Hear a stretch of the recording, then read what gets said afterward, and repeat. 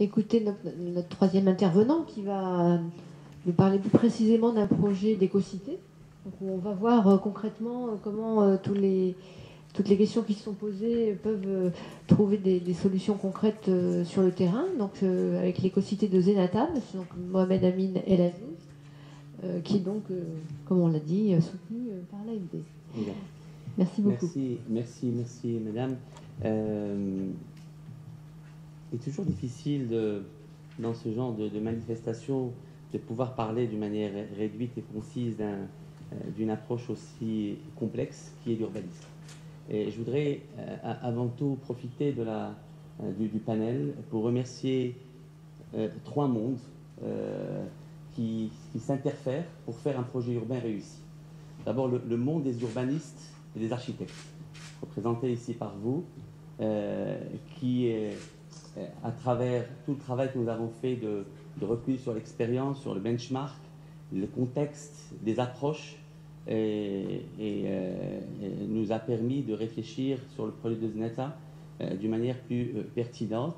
Et mon premier contact sur le projet de Zenata n'a pas été ni avec un financier, ni avec un ingénieur, ça a été avec un urbaniste que vous connaissez, Bernard Reichen, qui a fabriqué avec nous la réflexion initiale urbaine du projet.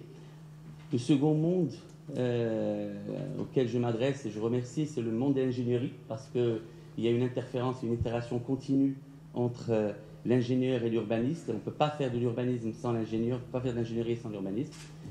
Et enfin, il faut financer tout ça. Et l'itération financière, le montage financier, le business model d'un projet est extrêmement intéressant. Donc ces trois composantes font qu'un projet, quel que soit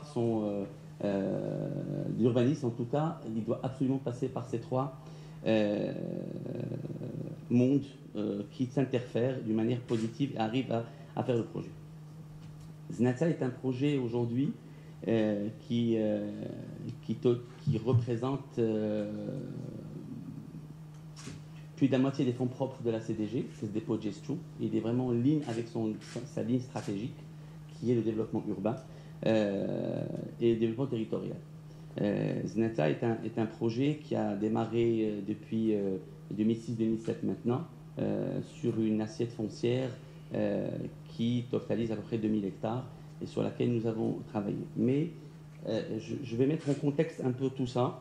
Et je vais effleurer des notions sur le projet de Zenata et je laisserai parce que la question est vaste et 20 minutes c'est pas suffisant pour tout dire, et je laisserai quand même le débat à la salle pour pouvoir compléter la présentation.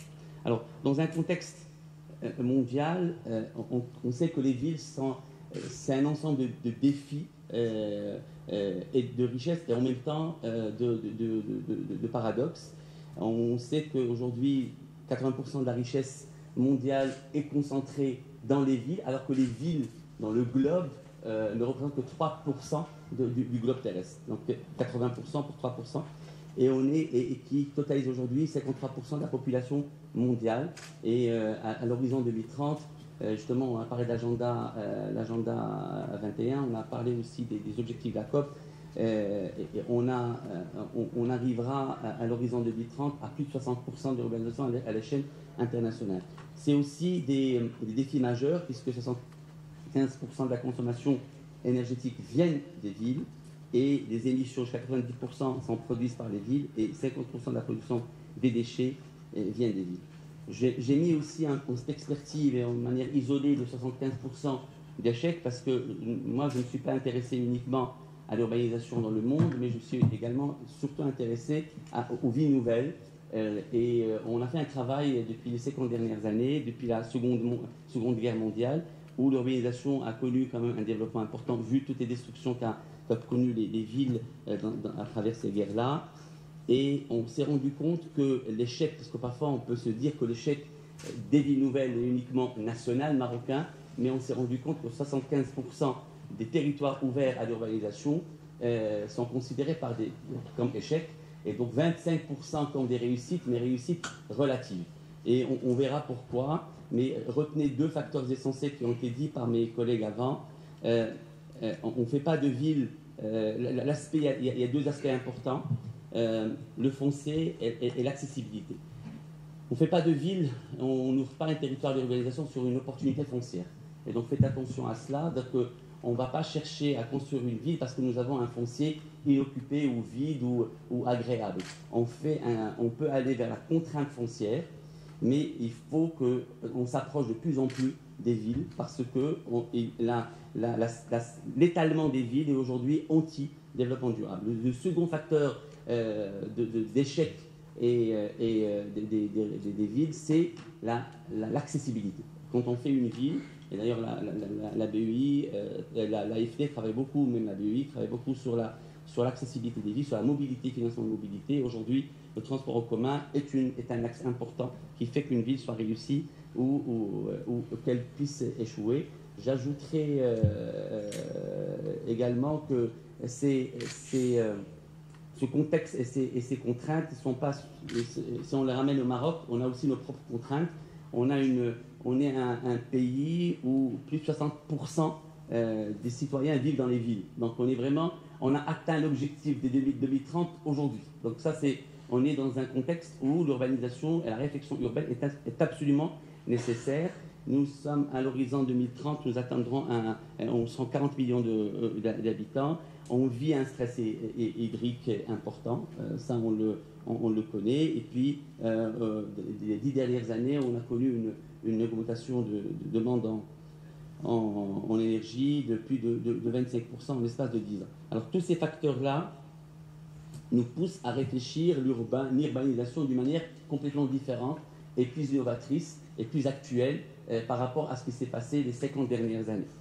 Et cette réflexion-là, l'État a, à travers un programme de vie nouvelle, s'est lancé en début des années 2000 à la construction de quelque chose comme 14 ou 15 villes nouvelles qui sont portées par le ministère de tutelle, le ministère de l'Habitat.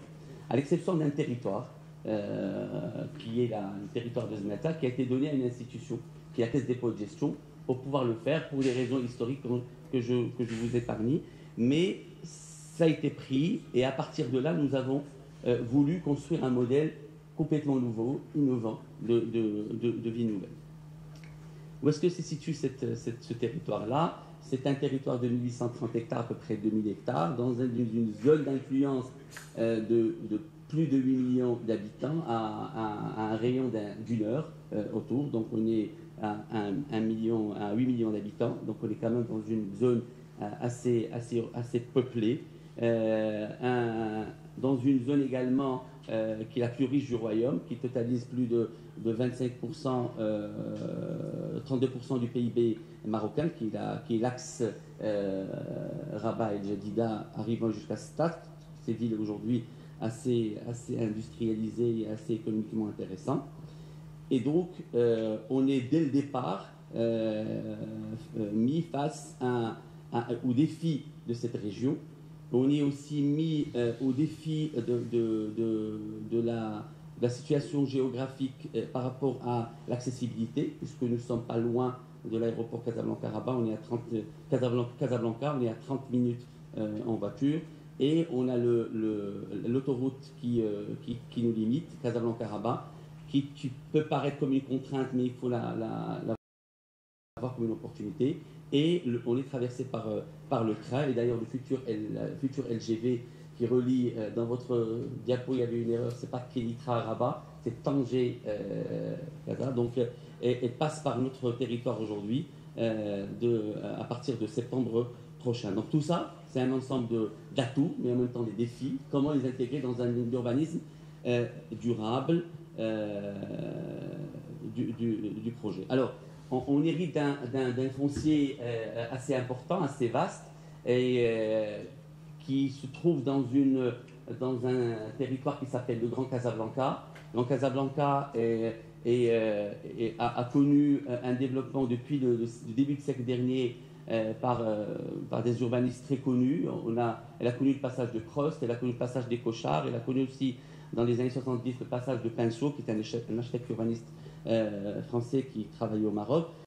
Le protectorat, cette ville a été conçue vue comme un laboratoire de développement urbain, mais malheureusement, tout le développement et toute la concentration de développement s'est faite au côté ouest de la ville, Et côté est, pour les gens qui connaissent Casablanca, à partir de Casaport, à partir de Roche-Noire, Ain Sibah, Bernoussi, jusqu'à arriver à Mohamedia, était considéré urbanistiquement complètement déstructuré et assez pauvre comme région.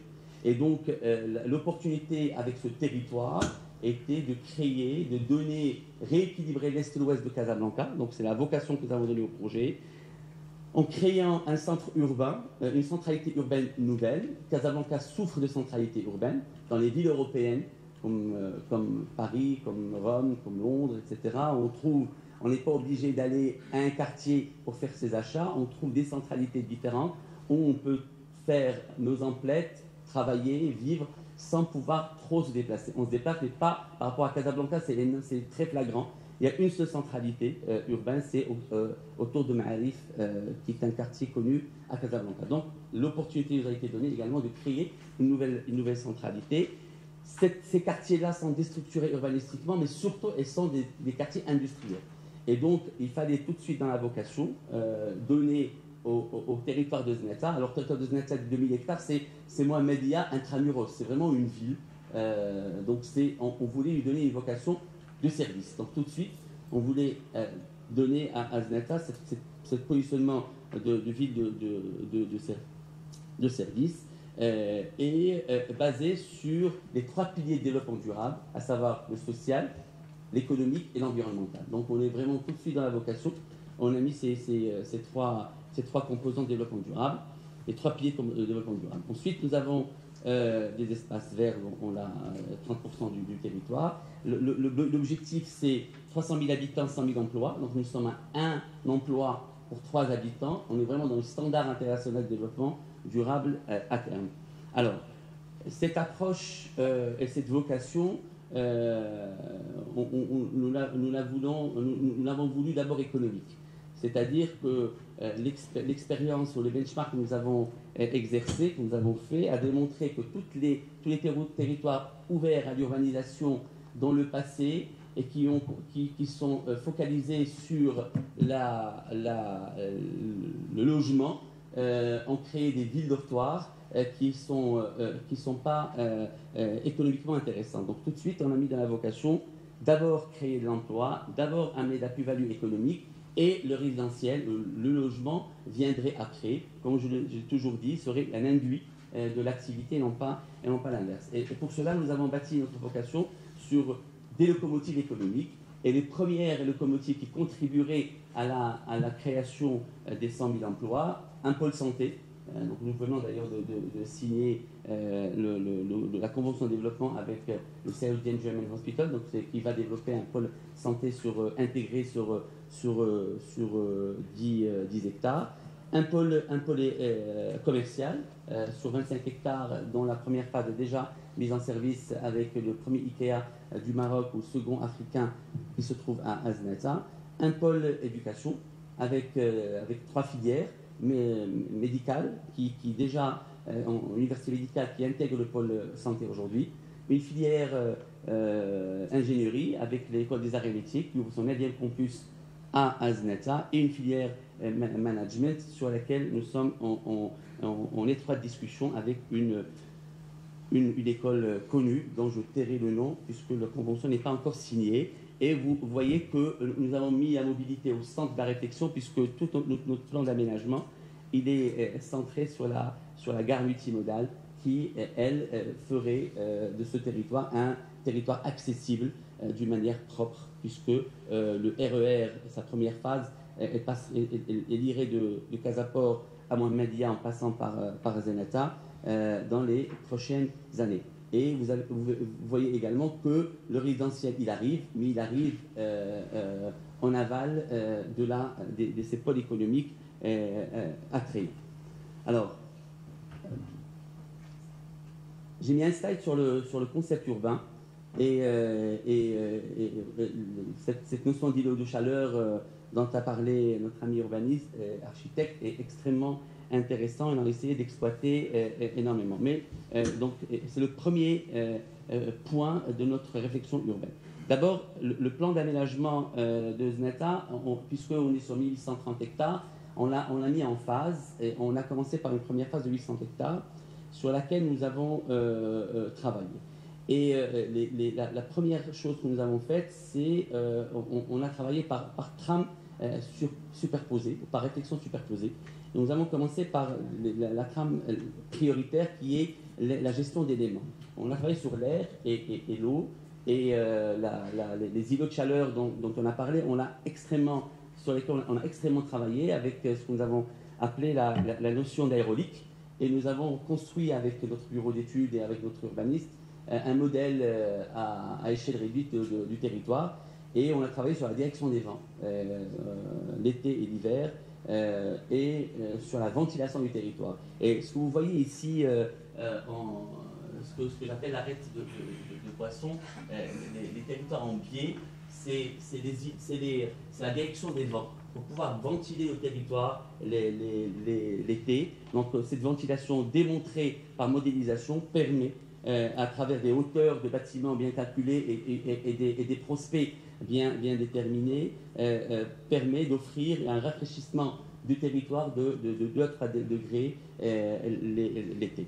L'eau, nous avons travaillé sur un assainissement 50-50, donc on a un assainissement souterrain, on a un assainissement en surface, d'abord pour préserver la biodiversité d'une part, et d'autre part régénérer la nappe phréatique pour ne pas tout perdre en eau qui part en mer comme les projets classiques. Second point important, c'est la partie transport. Et nous avons raisonné en mobilité,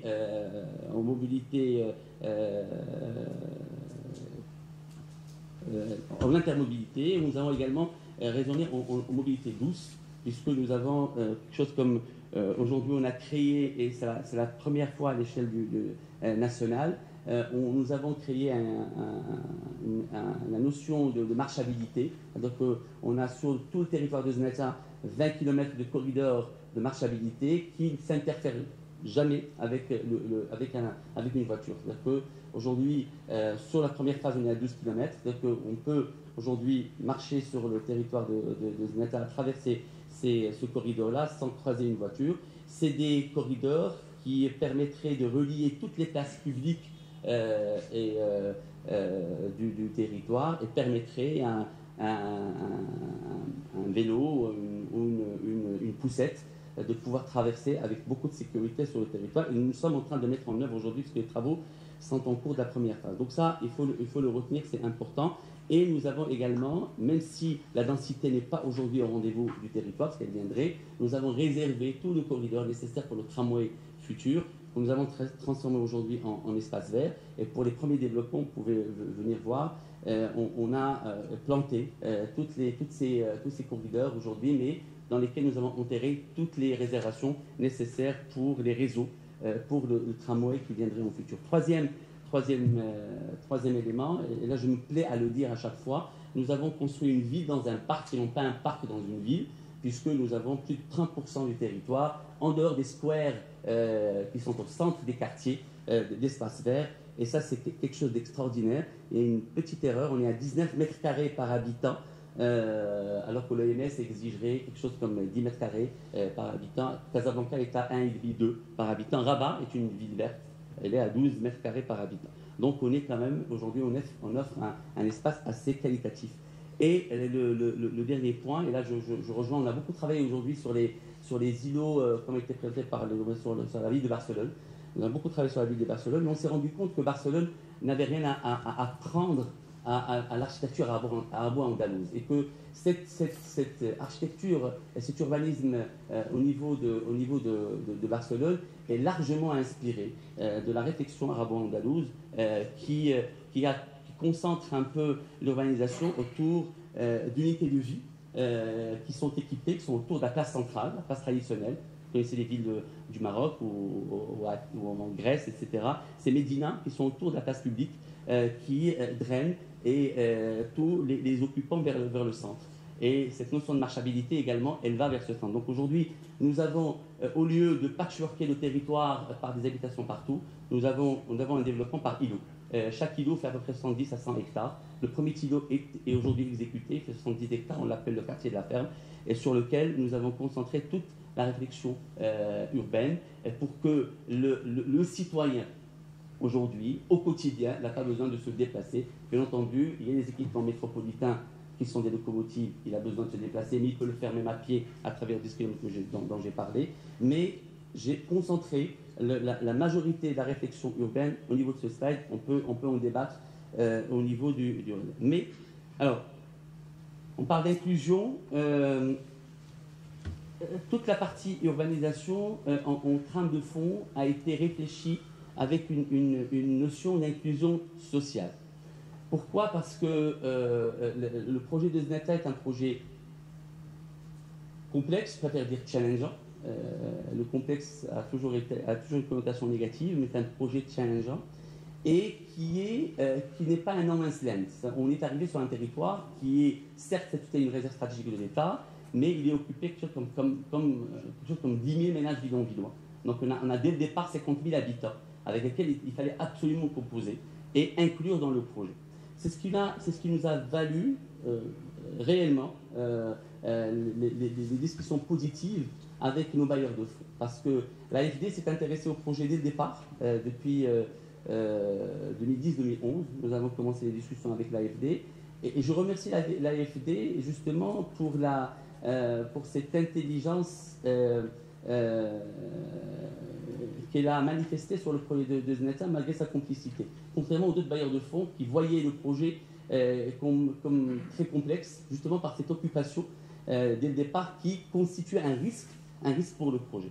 Et nous avons tout de suite travaillé sur on a compris que ce projet ne pouvait pas se faire sans une inclusion sociale, économique dès le départ. Parce que on avait on est sur un territoire réserve stratégique où on est passé par une expropriation. Qui dit expropriation dit presque, je vais mettre entre guillemets, arrachement d'un foncier à ses propriétaires. Il y avait les occupants bidonvillois qui sont là sans droit ni titre, mais qui sont là. Ils sont 10 000 ménages, donc c'est 50 000 habitants, une moyenne de 5 habitants par ménage. Et on a un front de mer qui est occupé par des cabanonniers. On a 640 cabanons. Et nous avons des industries. Même si on est sur un territoire réserve stratégique, ils exercent sans droit ni titre, mais ils ont 4000 emplois qui sont là. Donc il fallait absolument, d'où toute la difficulté au départ, à instaurer la paix sociale. Et cette paix sociale ne peut se faire sans une réflexion inclusive. Donc il est très très facile de réfléchir urbanistiquement un territoire comme je l'ai fait sur ce slide-là. Très facile parce qu'on le fait par rapport à la topographie, par rapport à l'hydrologie, par rapport à la géologie, à la géotechnique, on le fait par rapport à ce que font les autres urbanistes, mais l'élément humain, malgré tout ce qu'on peut lui offrir, si on ne l'inclut pas dans la réflexion dès le départ, on est absolument voué à l'échec. Et donc on a travaillé sur une réflexion inclusive que je qualifie aujourd'hui de réussie parce qu'elle l'est. On est en phase de mise en œuvre des solutions avec une adhésion extraordinaire de la population. Je la résume autour de 5 piliers. Je peux en parler jusqu'à demain, mais je vais essayer d'être synthétique. Alors, premier pilier, et je vais développer un peu les slides suivants, je vais quand même citer les titres ici.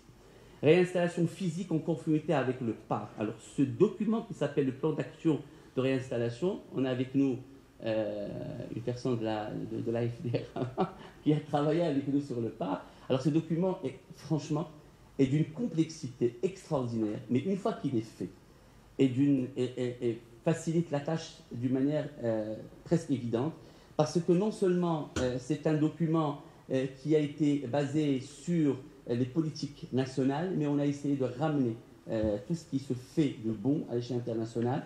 Et on s'est conformé à la fin, on était obligé de se conformer à la norme de la Banque mondiale, je vais le dire plus tard, pour pouvoir donner à ce projet toute la visibilité. Pourquoi? Parce qu'on va arriver à la fin au référentiel qu'on a construit, à la labellisation qu'on voulait donner au projet. Donc, mise en place, on a mis en place un guichet unique, on a mis en place une MOS, on a accompagné dans la réinstallation et l'aménagement. Et quand je dis réinstallation, il n'y a pas que le bidonville, le PAR, il contient toutes ces composantes, l'exproprié, le bidonvillois et la partie économique, les emplois qu'il fallait absolument préserver.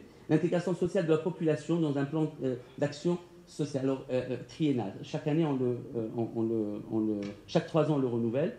Il fallait aussi éduquer cet habitant. Alors, pour moi, quand je dis moi, c'est l'équipe de Zneta. Pour nous, d'abord, le premier habitant, c'est l'occupant qui était là, qu'on va inclure dans le projet. Alors, pour qu'il adhère au projet, il faut absolument qu'on lui explique tout ce qu'on est en train de faire à travers des ateliers. Les premiers ateliers, il y avait, j'étais dans un tract comme ça, ce qu'on appelle les journées portes ouvertes, où j'ai entendu les gens poser des questions de partout, et les gens ne sont pas d'un niveau intellectuellement élevé, ils ne sont pas très instruits, c'est des bidonvillois, etc. Donc il fallait absolument leur expliquer le concept, et pourquoi ce concept viendrait rendre service à eux, au territoire. Donc on a travaillé sur 3 vecteurs principaux de réussite. On a travaillé sur l'enfant et son inclusion et lui inclure la réflexion durable dès le départ. Et vous avez parlé des villes du Nord que je connais très très bien, Stockholm, les villes du Nord, les pays du Nord que je connais très bien, et justement l'ADN de l'enfant est durable. Et donc cette notion de durabilité, il fallait absolument l'enseigner à l'enfant. Il y avait le deuxième vecteur pour nous essentiel, la femme. Alors, la femme au foyer était pour nous indispensable à éduquer par rapport au développement durable du concept. Et le troisième, le jeune, puisque le jeune, il peut être rebelle et dans la contradiction si on ne lui explique pas les choses, si on n'inclut pas dans la réflexion.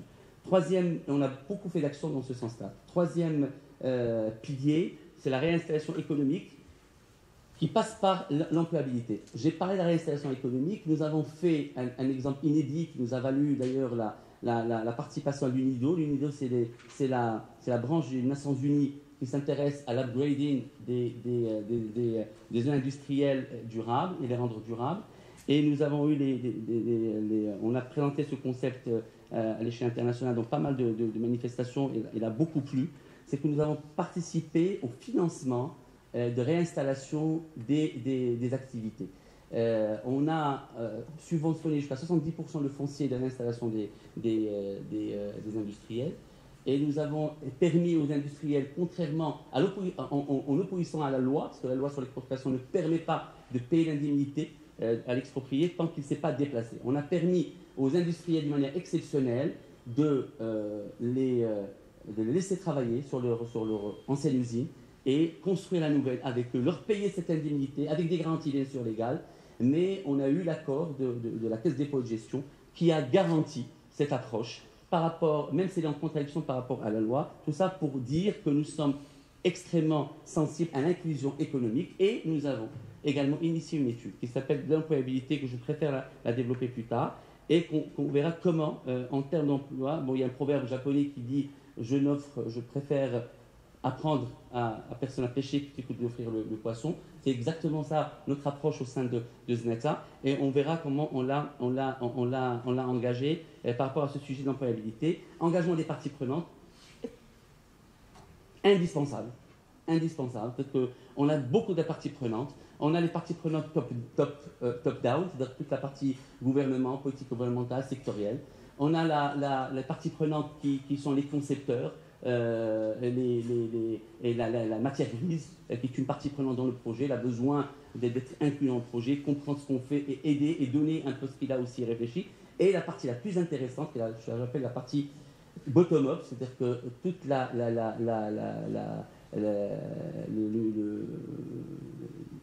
l'entreprise marocaine et surtout la société civile qui doit absolument intervenir dans la conception du projet. L'implication du tissu associatif, j'ai anticipé, mais sans le tissu, j'ai quelque chose comme 270 associations, dont les 3 plus importantes au Maroc sont chez moi, sont à Zneta. Donc il faut absolument apaiser et dire que nous venons construire pour vous et non pas contre vous.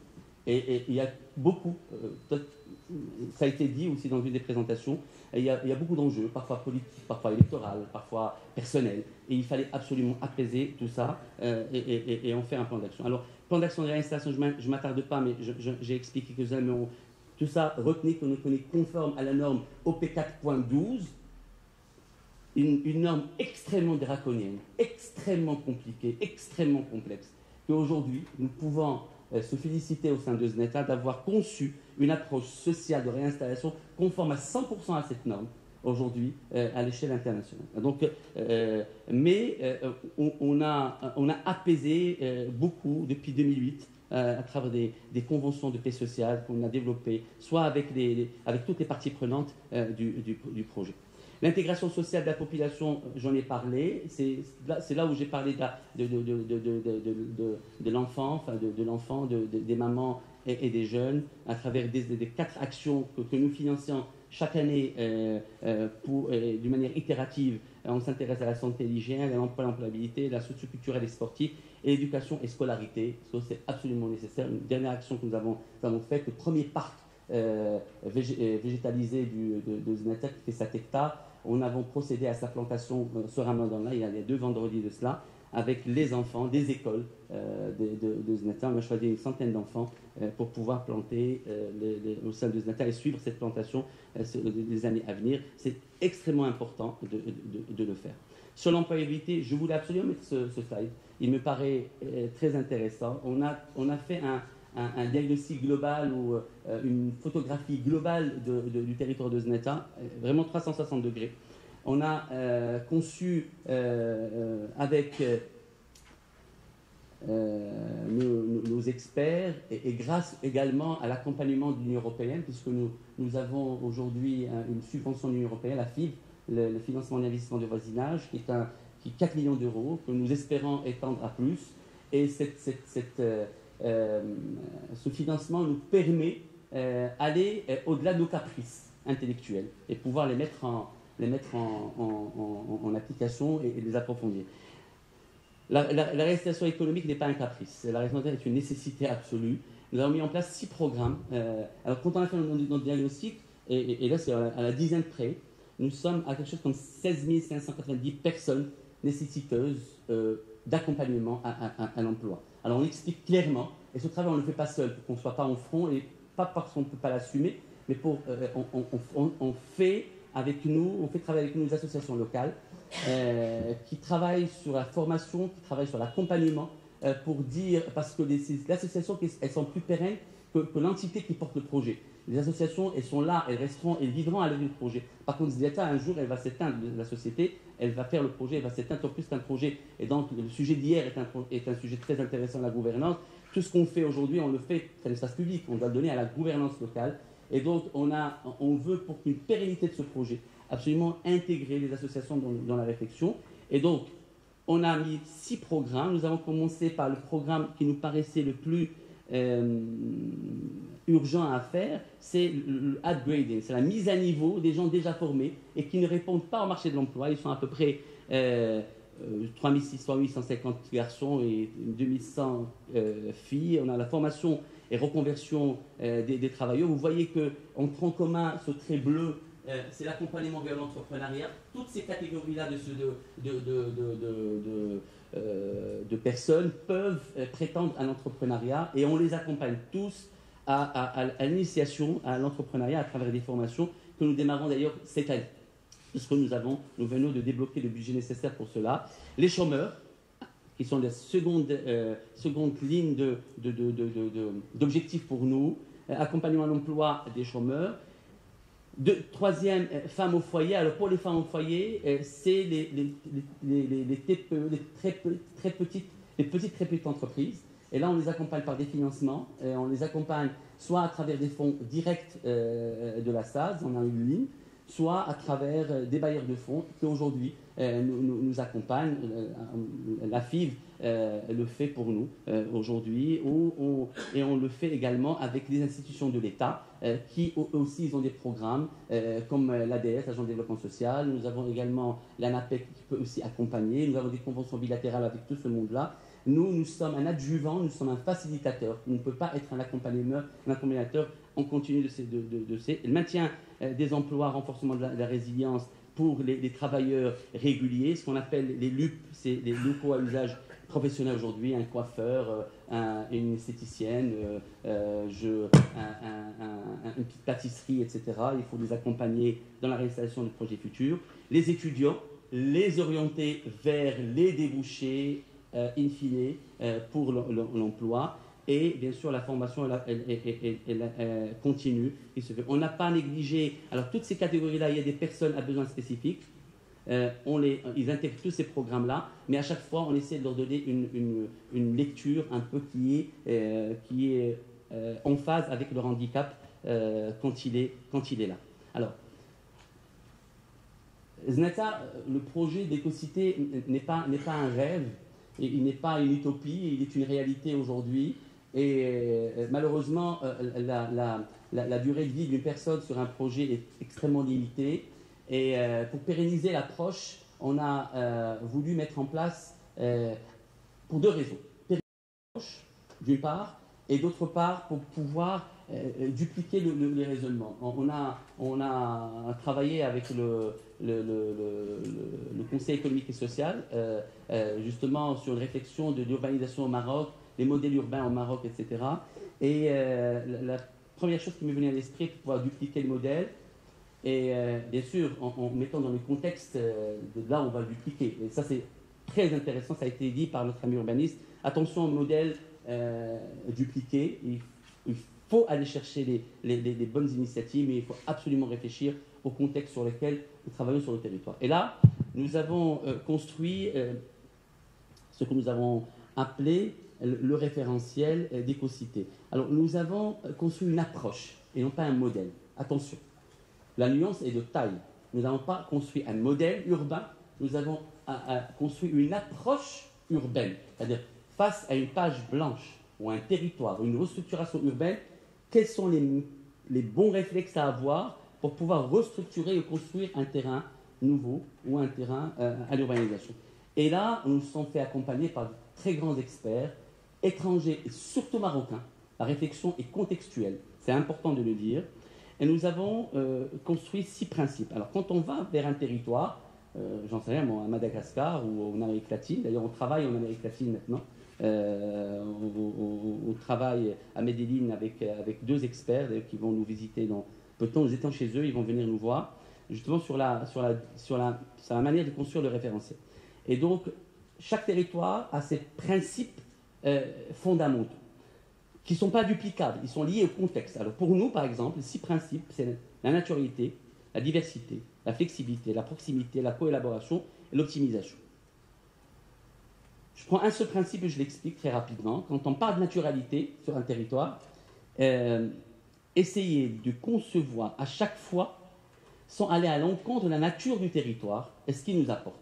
Concrètement, les îlots de chaleur ou rafraîchir un territoire, nous ne sommes pas partis à l'encontre des directions de nos vents, nous avons construit des barres, nous avons, au lieu que le territoire, au lieu de dompter le territoire, on s'est fait dompter par notre propre territoire. C'est l'inverse. Et c'est là, je crois, où le succès peut être au rendez-vous. Donc, les principes. Ensuite, nous avons traduit ces principes en thématiques. On a 16 thématiques. Ceux-là, ils sont pratiquement, peuvent être répétitifs à quelques thématiques près parce qu'ils brassent large et ils sont liés aux 3 piliers de développement durable, économique, social et environnemental. Ces thématiques, on les a traduits en objectifs. Les objectifs, ils ne sont pas immuables. On n'est pas face à un texte sacré. On est sur des objectifs temporels, là maintenant. Alors, mes 2 complexes sur ce projet-là, c'est les 2 échelles, l'échelle temporelle et l'échelle spatiale. Nous sommes sur des échelles spatiales extrêmement importantes, on est sur 2000 hectares, et temporelles, 2000 hectares, on les développerait au moins sur 30 ans. Et donc, sur 30 ans, on aura des évolutions, on aura des technologies, on aura des hommes qui vont venir, on aura des politiques, on aura. Et comment faire pour qu'on ne soit pas piégé par ces évolutions futures. Et donc là, le référentiel ou l'approche est un guideline sans pouvoir nous figer dans le temps et dans l'espace. Et donc ces objectifs, ils ne sont pas immuables, ils sont peuvent être modulables dans le temps. Et ces objectifs, on les a traduits en plan d'action concret sur lequel, comme nous avons travaillé depuis 2017, il y a des quick wins sur lesquels je pourrais m'étaler, mais on le fera sur une autre occasion, si vous voulez. Et chaque action est monitorée par des indicateurs de performance et de suivi qui sont à 270, ne sont pas en phase avec l'action. Une action peut avoir 2 ou 3 indicateurs. Alors, l'idée, comme j'ai dit, c'est de créer d'abord un modèle, une approche qui nous permet, nous, managers de projet, de ne pas être sur le projet, mais assurer plus ou moins sa pérennité dans le temps, d'où le référentiel. Et deux, la prétention que nous avons au sein du groupe CDG, c'est de pouvoir être un modèle pour d'autres territoires. Et notre vision sur l'Afrique, on ne la cache pas, elle a été même traduite dans la stratégie présentée par le directeur général César Noun, et qui aujourd'hui suit exactement l'approche de notre souverain, qui est l'Afrique, et comment pouvoir aider l'Afrique à s'urbaniser.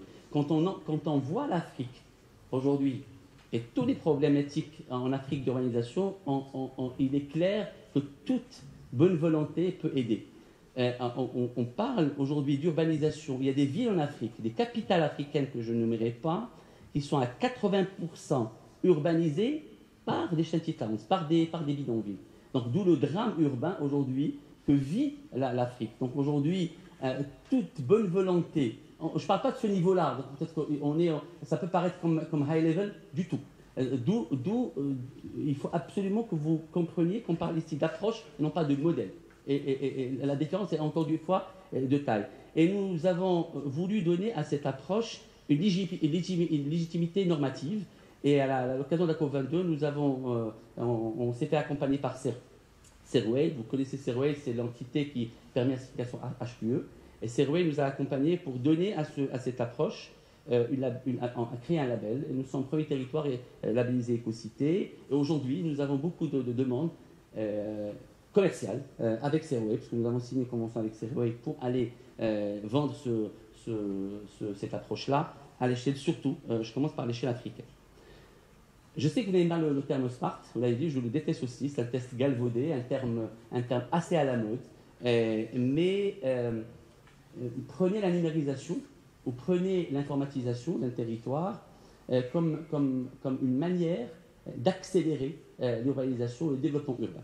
Donc, nous, on a voulu faire un jeu de mots, on a écocité, on a dit I, c'est de numérique, co et cité. Donc notre vision écocité aujourd'hui est très simple. Donc on est conscient que la data est aujourd'hui extrêmement intéressante et indispensable à l'évolution et à l'accélération urbaine. Et donc la data, où nous avons mis en place une stratégie numérique, alors nous avons tout simplement travaillé par les meilleurs. On a travaillé avec les meilleurs, on a travaillé avec Interverti. Alors Interverti, la dame qui dirige ce bureau, je vous invite à la connaître, est une dame extrêmement charmante d'une part, et d'autre part elle est extrêmement intelligente. Elle était à la tête de l'agence qui a développé le projet Diagonal Act 22. C'est un projet urbain barcelonais, il fait 200 hectares. C'est là où il y a la belle tour de Jean Nouvel. Et aujourd'hui, Barcelone est cité comme exemple à l'échelle internationale comme le premier projet à cette échelle 200 hectares numérisé, avec beaucoup de facilité et avec une utilisation optimale de la data. Alors cette personne a créé un bureau qui s'appelle Interverti. Interverti a fait pour nous la stratégie numérique depuis 1 an. On l'a présenté aux autorités locales en février dernier. Et on a commencé les quick wins dessus, à mettre en place cette stratégie numérique. Pour la concevoir, on a les personnes qui ont travaillé sur le numérique et on a surtout fait intervenir la Salé. Alors la Salé, c'est l'université de Barcelone, parce que justement le numérique et le smart est dans une évolution continue de moins d'une année. Il y a des techniques numériques aujourd'hui qui évoluent chaque 6 mois. Et il fallait absolument comment pouvoir concevoir une ville numérique avec cette évolution galopante. Et donc il fallait intégrer dans la réflexion numérique de Zneta cette notion de recherche et développement dès départ et cette notion de start-up que nous avons commencé à mettre en place on a mis les trois premières sur le projet de Zneta aujourd'hui pour réfléchir à comment mettre en œuvre. Alors la vocation est très simple, la vision est très simple, maximiser la création de valeur pour le besoin de la communauté. Donc vous voyez bien que j'ai mis en gras les termes qui me paraissent les plus intéressants.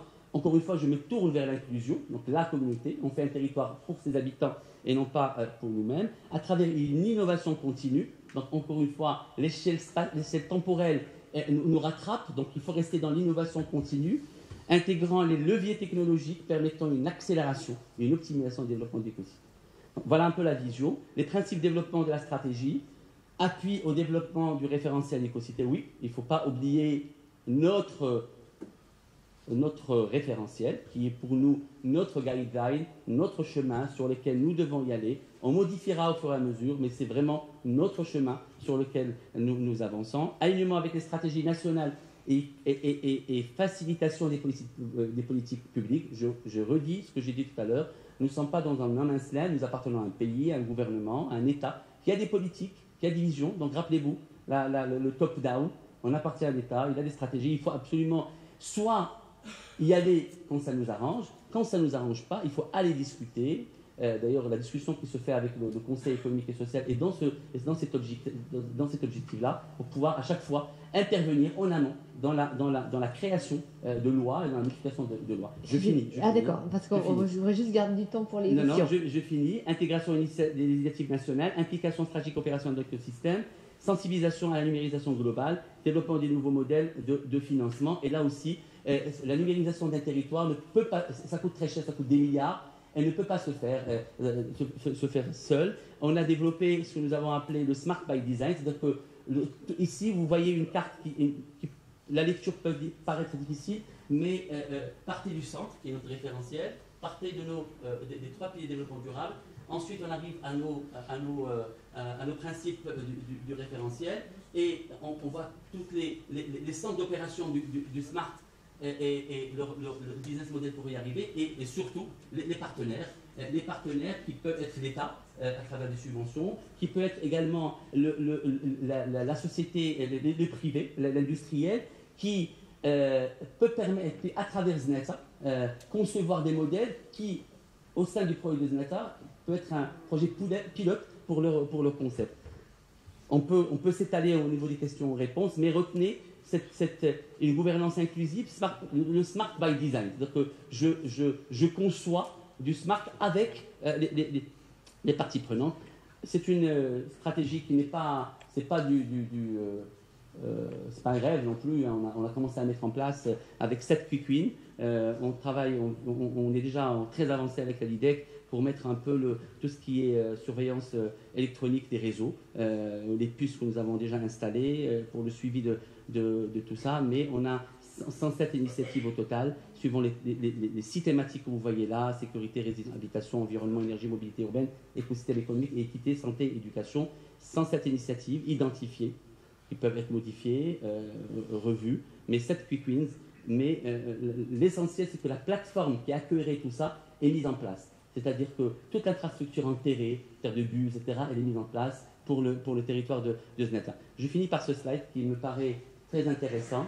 Facteur de succès d'un modèle de ville durable et inclusif, à mon sens, se résume dans ces 5 points essentiels. Éco-conception. D'éco-conception, c'est ce que j'ai dit. Top-down, bottom-up et en phase avec les consultants et les techniques. Reposant sur la participation des parties prenantes. On ne fait rien sur les parties prenantes. Rien. Absolument rien sur les parties prenantes, sinon c'est absolument voué à l'échec. Un urbanisme et logique foncière durable. On ne fait pas un projet sur la base d'une opportunité foncière. On va réfléchir un territoire, même s'il est complexe, se trouvant comme Zneta, attaquons-le, trouvons la manière de l'attaquer. Ça prend beaucoup plus de temps, peut-être, mais on finit par faire un projet résilient. Forte marque territoriale, important. On néglige ça. Il faut construire la marque d'un territoire dès le départ, que les gens s'identifient à leur territoire, dans lequel ils habitent, sur lequel ils travaillent, projet qu'ils financent, sur lequel ils ont conçu des choses. Donc la marque territoriale, pour moi, elle doit être forte. Nous avons commencé par cela en 2011. Un financement adéquat, se faire accompagner par les meilleurs. Ce n'est pas parce qu'ils sont là, mais l'AFD a compris toute l'opportunité qui lui est donnée par le projet de Zneta. Je remercie également la BEI, qui sont un peu beaucoup plus... ils financent des projets plus spécifiques, mais leur accompagnement et celui d'AFD nous a donner une légitimité internationale. C'est-à-dire quand on va aujourd'hui chercher du financement avec nous, l'AFD à la BEI, il est beaucoup plus facile de négocier des financements, il est beaucoup plus facile de négocier des garanties quand c'est nécessaire. Et une équipe pluridisciplinaire, les hommes, encore des hommes. Donc on ne fait pas un projet sans les hommes qui le font. Et je vous remercie pour votre attention.